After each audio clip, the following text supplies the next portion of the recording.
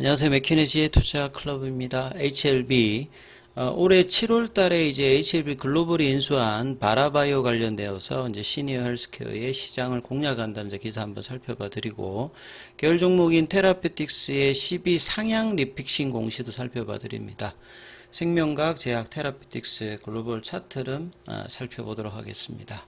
자, 기사 먼저 한번 살펴봐 드리면요. 이 HLB 글로벌이 이제 올해 7월 달에 이제 인수한 이 바라바이오 관련되는 부분에서 이제 기사입니다.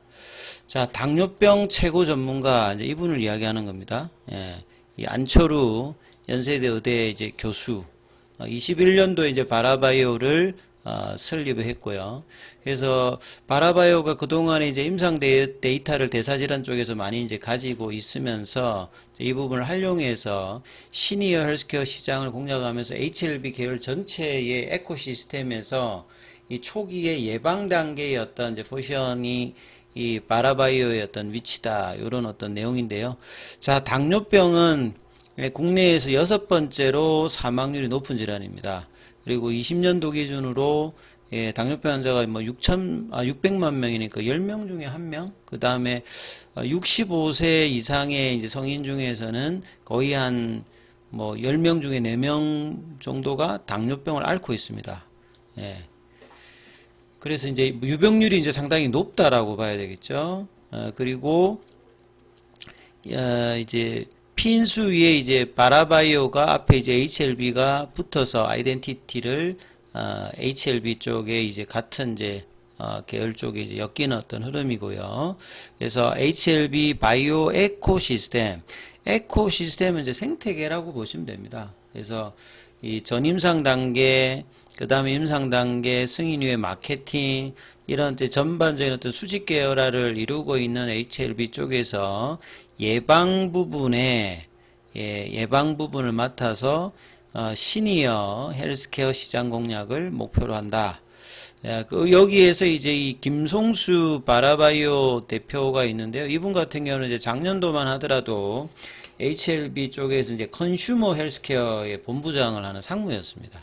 대표적으로 이제 칸첼 뭐 요런 어떤 이제 런칭 관련되는 부분에서 전담을 하고 있었던 부분인데요. 이번에 이제 대표로 오면서 인터뷰에서 이 당뇨병, 유방암, 치매 등 이 적응증에서 임상 데이터를 바라바이오가 가지고 있고, 유병률이라고 하는 건 어떤 시점에서 환자가 얼마나 되느냐, 어떤 기간에서 이제 환자가 어떻게 되느냐는 이제 우리 이 뭐 발생률이라고 이제 보통 그 워딩을 쓰고요.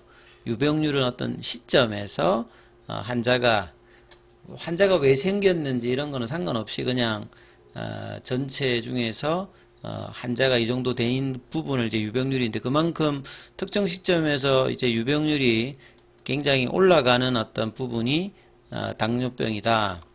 그래서 김송수 대표 같은 경우에는 과거에 이제 CJ 제일제당이 15년, 그 다음에 대표적으로 이제 메일유업의 이제 셀렉스 있지 않습니까?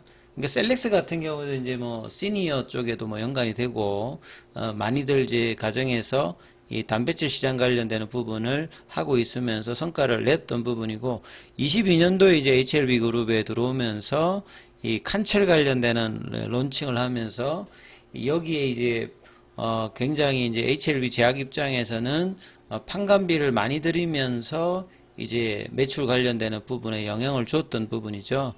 바라바이오 같은 경우에는 만성대사질환 관련되는 부분은 이제 관리가 뭐 일단 중요한 부분이고, 그래서 뭐 웰에이징은 건강하게 이제 나이 드는 뭐 요런 거라고 보시면 되겠죠. 그래서 바라바이오 이제 경쟁력은 이 당뇨, 치매, 유방암 관련해서 수만 건의 이제 임상 데이터, 그 다음에 안철우 교수가 원체 유명하신 분이죠. 뭐 그 TV 활동이라든지, 그 다음에 뭐 저서라든지, 그래서 대표적으로 호르몬 명의입니다.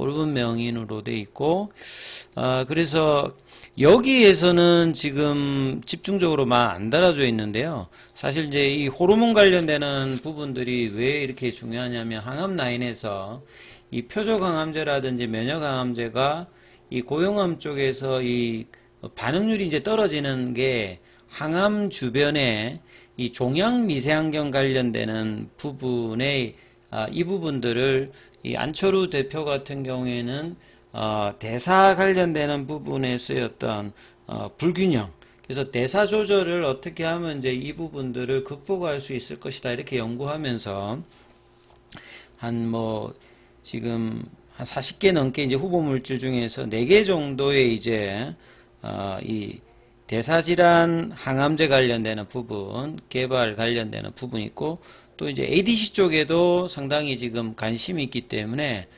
기존에 이제 리보세라니까 이런 항암 라인하고도 연계될 수 있는 파이프라인을 갖추고 있습니다. 여기 이제 소개되지 않은 부분들이 좀 더 중요할 거라 보여지고요.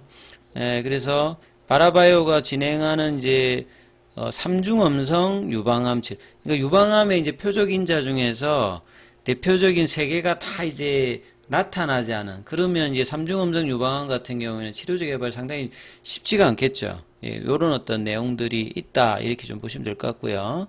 그 다음에 이제 테라피틱스가 장중에 이제 나왔던 부분들, 아침에 이제 나왔던 이제 전환가액의 조정에서 16차인데요. 이 부분들이 상향 리픽싱입니다. 조정정 전환가액이 7,303원인데 최근에 이제 주가가 좀 올라왔기 때문에요. 9,818원으로 거의 한 2,500원 정도 올라왔습니다. 그래서 이제 그 시가 상승에 따라서 전환가액 조정인데, 보통 전환가액 조정을 리픽싱이라고 많이 이제 투자자분들 알고 있죠. 근데 리픽싱이 과거에는 하향 리픽싱만 있었는데 이제 상향 리픽싱까지 같이 있습니다. 그러니까 상향이든 하향을 할 때 계속 떨어진다고 해요. 그걸 주가에 따라서 전환가액 조정이 맥스 없이 가는 게 아니라 미니멈은 아무리 빠져도 이제 7,264원까지고 올라가도 이제 1,376원 요렇게 이제 되어 있는 부분인데요. 그래서 적용일이 10월 1일이고 이 부분들은 이제 올해 3월 달에 이제 전환사채 관련되는 시비 발행이 있었던 부분이다 이렇게 좀 보시면 되겠습니다. 그래서 전환사채 내용은 이 부분들이 이제 200억 정도 되는 거죠. 규모가 한 200억 정도 되는 부분이고 50억은 이제 운영자금이고요. 운영자금이니까 이제 없어지는 형태겠죠. 이제 비용이라든지 인건비라든지 그 다음에 R&D 비용으로 들어가는 거고, 탑업이 이제 정권 취득 자금이 이제 150억이니까 요게 이제 주로 보시면 되겠죠. 그래서 올해 2024년도니까 5년, 6년, 이제 3년 정도의 어떤 만기로 되어 있는 부분이고요. 전환 청구는 이제 내년 이제 1년 지나고 나서 이제 전환 청구를 할 수 있는 어떤 이제 부분이고, 전환가액은 이제 1,376원 요렇게 이제 되어 있는 부분인데, 자, 이 부분에서 이제 주가에 연동하면서 이 부분들이 이제 그 전환가액이 이제 조정이 되었다 이렇게 이제 보시면 되겠고요.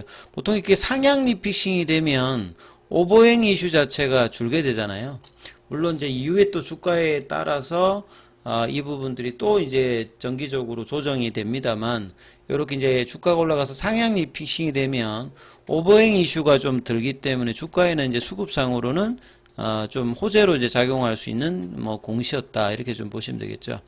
자, 종목의 이제 흐름을 좀 살펴보면 테라피틱스는 그 지난주에 이제 장대 양봉을 조금 거래량을 동반하면서 내었던 부분, 그래서 이제 볼린저 밴드 상단 돌파와 태깅 흐름이 한 이틀 정도 되고 이제 3일차부터 이제 다시 이제 종가상으로 이 빨간 선이 볼린저 밴드 상단 태깅에 실패하면서 지금 5억 5일 정도 지금 조정이거든요. 오늘도 21일평에서 지지를 해주면서 장중에는 이제 9,500원 정도, 그리고 지금은 이제 갭다운 양봉으로 이제 9,430원대, 거래는 월요일 대비해서 더 줄였죠. 그래서 10월 달에 첫 번째 거래일인데 여전히 이제 거래를 줄이면서 지금 진행을 하고 있고, 생명과학 같은 경우에는 이제 볼린저 밴드 하단까지 이제 좀 종가상으로 이탈하는 어떤 흐름에 캔들이 좀 나타나서 이제 거래량이 작기 때문에 좀 신뢰도는 떨어집니다만,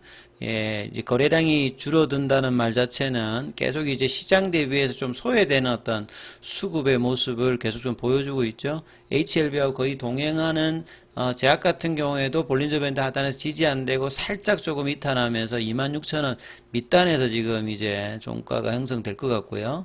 그 다음에 글로벌 같은 경우에도 이제 5,000원 언더로 지금 이제 가격이 형성되면서 좀 내려갔고, 이 삼각합병 관련되는 부분의 재료로 이제 9월 마지막 거래일 월요일 거래에 좀 올라왔던 이노베이션도 다시 이제 연봉을 받으면서 21일 병이 지켜지지 않으면서 조금 이제 내려왔고요. 그 다음에 뭐 바이오스텝이라든지 파나진도 소폭의 약세 흐름을 이어가면서 10월 첫 번째 거래일에 거래가 형성되었다, 이렇게 좀 보시면 될 것 같습니다.